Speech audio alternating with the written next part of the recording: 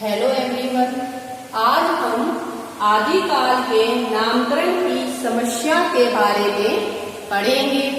आदिकाल के नामकरण की समस्या को पढ़ने से पूर्व हमें इस बात का ज्ञान होना चाहिए कि नामकरण की समस्या आखिर होती क्या है। जिस प्रकार एक बच्चा जब हमारे परिवार में जन्म लेता है तो परिवार के प्रत्येक सदस्य अपने मत के अनुसार उस बच्चे का नामकरण करते हैं। जैसे किसी ने बच्चे का नाम मोनू, सोनू, छोटू, मोटू, गोलू जैसे विभिन्न नाम रख दिए जाते हैं और बाद में एक स्थायी नाम की समस्या आ जाती है कि बच्चे का आखिर स्थायी नाम क्या है। और स्थायी नाम वह रखा जाता है जिस पर घर के ज्यादातर सदस्य सहमत हो। तो वो ही नामकरण की समस्या आदिकाल पर भी आई, क्योंकि विभिन्न विद्वानों द्वारा आदिकाल का अनेक नाम रख दिए गए, जिसमें रामचंद्र शुक्ल का जो हिंदी साहित्य का इतिहास 1929 में लिखा गया, उसको अधिकतर विद्वानों ने हिंदी साहित्य के काल विभाजन को स्वीकार किया। लेकिन आदिकाल का नामकरण जो उन्होंने वीर गाथा काल रखा था, इस पर विद्वानों की सहमति नहीं हुई।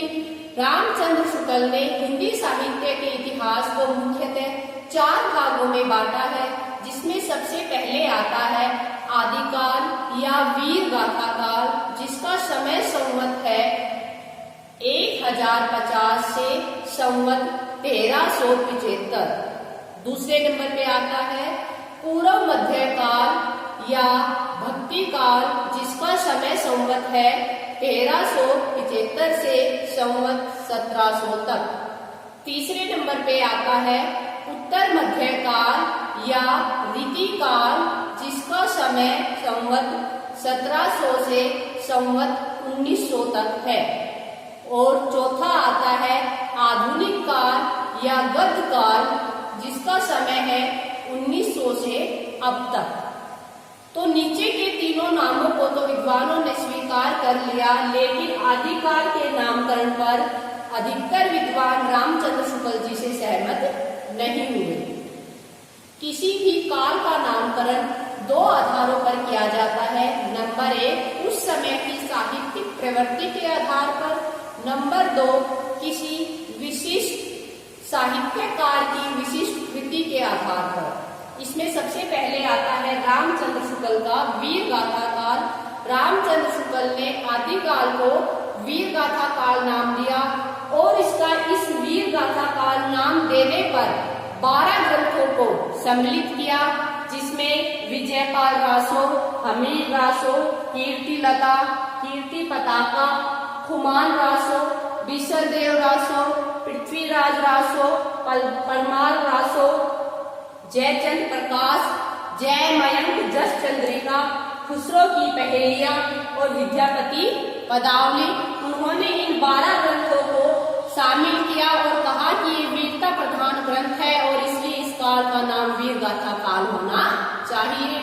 लेकिन विभिन्न विद्वानों ने इसे स्वीकार नहीं किया और उन्होंने कहा कि विजयपाल रासो, हमीर रासो, कीर्तिलता और कीर्ति पताका ये चारों रचनाएं अपभ्रंश की हैं।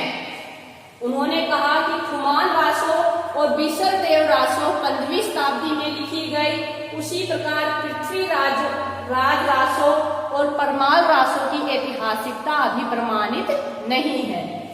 जयचंद प्रकाश और जय मयंक जस चंद्रिका की प्रमाणिक कृति हमारे पास उपलब्ध नहीं है, केवल हमें इनके नामों के बारे में ही सुना है। वैसे ही खुसरो की पहेलियां हिंदी में तो जरूर है, लेकिन इसमें कोई वीर प्रधान रचना नहीं है। विद्यापति पदावली को स्वयं रामचंद्र शुक्ल जी ने स्वीकार किया था कि इसकी रचना संवत 1460 ईस्वी में हुई।